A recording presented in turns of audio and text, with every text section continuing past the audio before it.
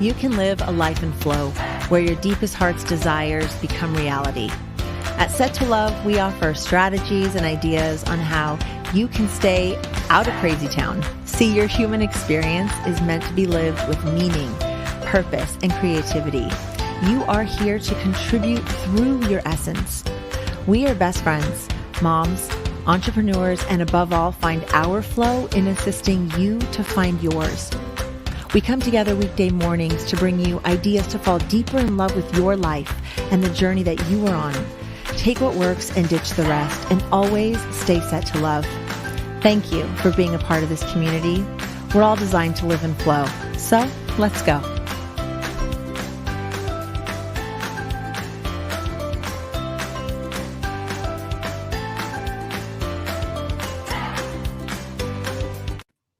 Happy Tuesday, December 22nd. Welcome to another episode of Set to Love. I am one of your hosts, Eva Payne, here with my best friend, Shelly Garrett. Good morning, best friend. Good morning. Excited for today. I'm very excited for today.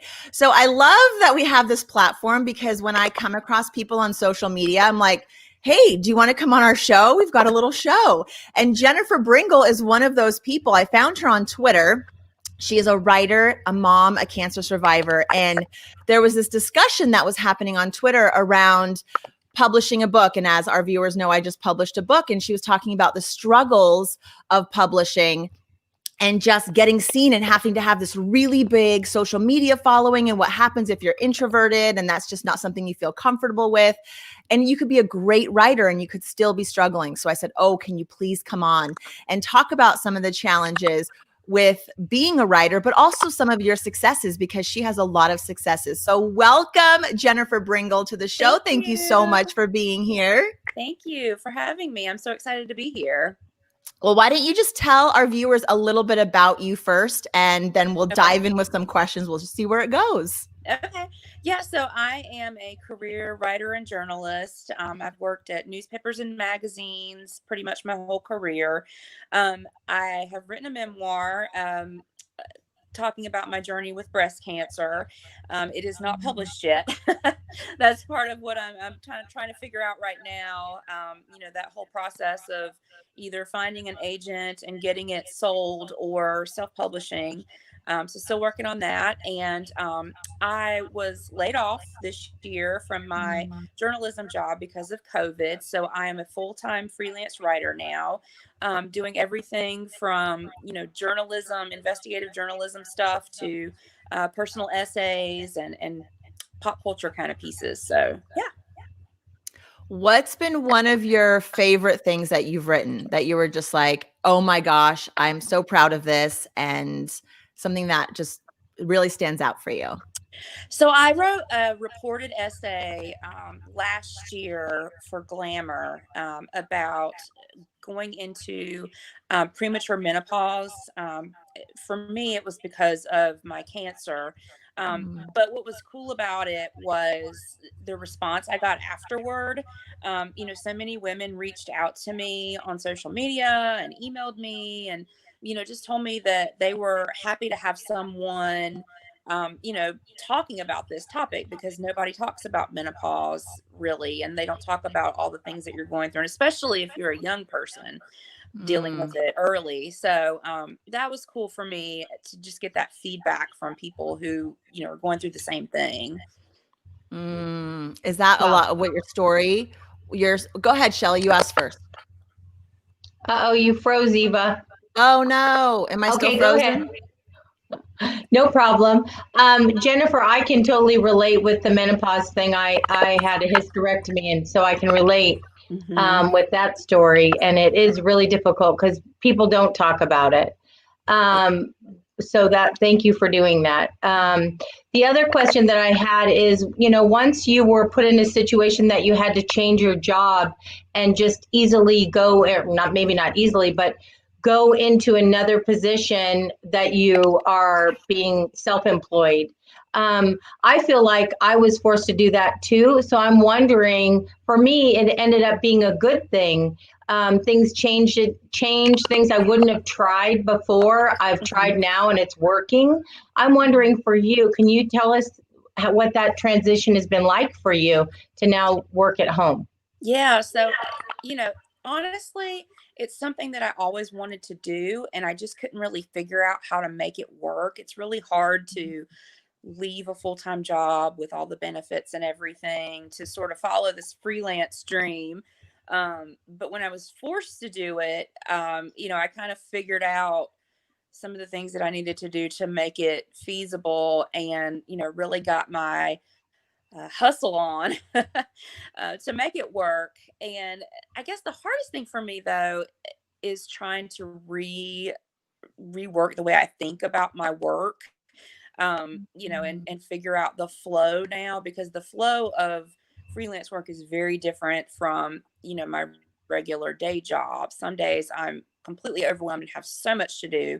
And then there'll be days that I have nothing to do. And I feel like, well, I should be doing some more work. I should be doing something else. I'm still in that same mindset of being in an office, and, you're constantly supposed to be working and doing stuff. So that's been really tough for me, but I'm starting to get my groove and figure out that rhythm and get comfortable with it.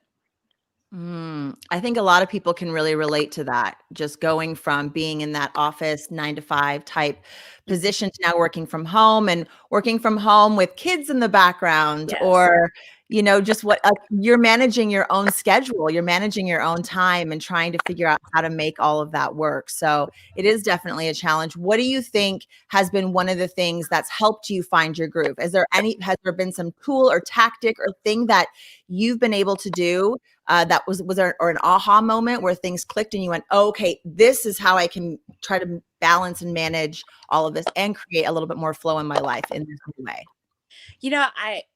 For me, the most helpful thing this year has been talking to other writers and other freelancers, and getting their advice, and, just talking to them about navigating this, because it is such a weird feeling to go from, being in a full-time job situation. And even if you're just working from home, I mean, talking to other people who are used to working from home, and, used to having to build their own structure, that's been the most helpful thing to me. I've had to make myself be a little bit more organized than I probably am naturally. But other than that, there hasn't been any real like trick or tool that I've found. It's just, getting this advice from other folks, and having people tell me that, it's okay if you're not super, super busy every single day. That doesn't mean you're not working hard, and that doesn't mean that you're not doing a good job. So Well, don't you think at home it's kind of nice, though, if you kind of take that 9 to 5 off the table? Because if you have your kids and you're trying to go through different situations that come up you can stop, you can go back, you can go at 10 o'clock, you can go sit at your desk when everything's quiet. So having that different mindset of it's not going to be exactly the same is really good. That basically, like you said, you're flowing with the situation, and then you can find happiness, because being stressed and putting yourself in a situation that you're always feeling like you have to be on, that's miserable. So I think you're doing a good job by reaching out to other people, and also, learning and growing each day, and being kind to yourself just the way you would be to someone else. So I think that's good. thank you. Definitely being flexible.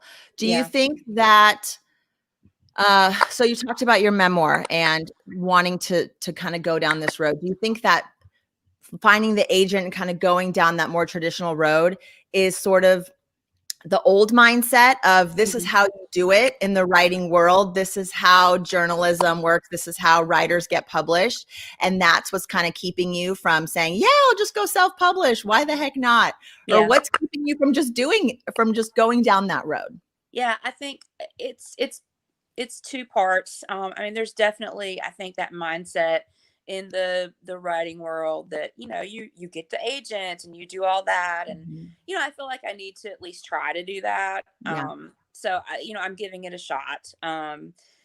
But if that doesn't work out for me, I'm not, opposed to going down the self-publishing route. And the second part for me with that is I'm a little intimidated by it, just because I don't completely understand how it works. And it seems kind of scary, But again, it's something that, I would talk to other folks who've gone that route. I know people who have, and have had a wonderful experience, and, their book is out there and it's being sold, and they're really having great success with it. So, it's definitely something I'm going to try and figure out this coming year, which way I want to go with this. I think being open and being flexible with your goal, it's something we talk a lot about on our show, is not being attached to the outcome and enjoying the journey. So if the journey of looking for an agent and writing the proposals and that process is fun for you and you like doing it, then that's where your flow lies. And if you start down that road and it's like, oh my gosh, like for me, I hated that part. Yeah. I wrote 2 proposals and it took me hours and hours, and I felt like I was writing a whole nother book. I'm like, what am I even doing? This is so much research, so much work. Like, aren't you supposed to do the work? You're the one representing me. Why am I writing it all? So then I just thought, this is dumb. I'm just going to self-publish. And if it has merit, it will have its own wings and it will fly one day on its own. And so I kind of was doing both routes at the same time, like kind of pursuing and learning both things, because the publishing road takes so long, right? Like getting to hear back, it's months and months. And so you could end up here next year without your book published. And we don't want that to happen because your memoir is important, So yes. So don't be afraid of being courageous and stepping into spaces that you don't feel comfortable with, because that's what you already have had to do that this year. You went from a very like, this is how my life is, structure, I know how it goes, to what the heck am I doing, and connecting with others. I'm so proud of you, because that's really what so much of life is about, is learning from other people and stepping into spaces like, do I really want to do this? And do I really want to be here? And until you start talking to people, you don't know. Tell me a little bit about I have a question about your memoir. So since we have a few minutes left and I want to get people and you excited about this, what are some of the overarching messages within your memoir that you're so excited about to share with the world? Yeah. So, there's a million cancer memoirs out there. What I kind of focus on in mine is what life is like after cancer, because I feel like that's a story that's not often told. And that's a lot of what I write about when I do personal essays as well. People sort of have this idea that if you survive cancer, then you are this happy, smiling person and you go back to your regular life. And, it's this thing you went through and you move on. And it's not that simple. And every time I've written about this, I've had people reach out to me and say, yes, I feel the exact same way. Nobody understands. People think I should be grateful that I'm alive, and they don't understand why I'm depressed and, why I'm afraid all the time. And so that's the main overarching theme of the book is, that life after cancer is really hard. It's almost harder than going through the treatment itself, which sounds kind of crazy, but it's a process of coming to terms with all that you've lost. And, you lose this trust in your body, and losing trust in your body is a really, really hard thing to figure out and make some sort of peace with. So that's the main overarching theme of the book. And that's why I want to get it out there, because I know that there are people who could benefit from reading it. I want to read it. Oh, thank you. I want to read it. You're a beautiful person. And I can't wait to read your book, and it's going to happen for sure. Just a little bit each day. That's the most important. And stay with your goal of, give yourself a shorter, don't say a whole year, in my opinion. I would say, you can always adjust it, but say, you know what, in 3 months, this is where I want to be. And you will work harder towards a challenge for yourself than you would giving yourself. It's almost like it's too much leeway. Right. So I wish you much, much success. You're a beautiful person. And thank you for writing the way you do. Yes. Jennifer, where can people find you online if they want to reach out, if they want to read some of the work you've done? Where can people find you? So my website is jenniferbringle.com. And I'm also very active on Twitter, and my Twitter handle is JCBringle, BRINGLE. And then I'm also on Instagram at JBHandy78. Perfect. And I'll make sure we link all those down in the description below for everyone who would be Thank interested. you. Thank you so much for Thank being you. here, Jennifer Bringle, and for sharing your stories today and just Thank you so sharing much some for having me. insight. It's been a pleasure having you and meeting you. And I hope you have a great Christmas holiday and a happy new year. And Y'all do too. not give up on your dream. However Thank you get you. there, get there. Thank you. And we'll so have you much. back when the book is Yes. finished Yes, there you go. and published. We will have you back and promote you. Awesome. Would Thank love you that. so much. And thank you, viewers, for being here today. Thank you guys so much for being loyal to our audience. We love you so much. We love doing this show and bringing it to you. You can find us at settolove.com. And if you have any questions, you can always email us, lovepodcast@gmail.com. Have a great week, everyone. We love you. We'll see you tomorrow.